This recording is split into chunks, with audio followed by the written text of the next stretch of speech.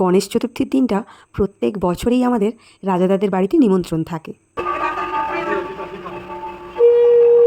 রাজাদা আমাকে সকাল থেকে যেতে বলেছে, কিন্তু আমার আজকে দেরি হয়ে গেছিলো, আর আমি যেতে যেতে তখন পুজোও কমপ্লিট হয়ে গেছে। এই সময় ঠাকুরমশাইয়ের বিদায়ের পালা আর কি।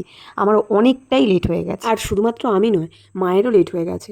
কিন্তু কিচ্ছু করার নেই, বাবা দাদা দুজনারই অফিস, সব কিছু রেডি করে তারপরে মা ছোটো সোনাকে নিয়ে চলে এসেছে। অনুর মুখটা তোমরা দেখেছো, কতটা সুন্দর লাগছিল না? আর আমি তো সারাক্ষণ বসে আজকে গনুর দিকে তাকিয়েছিলাম।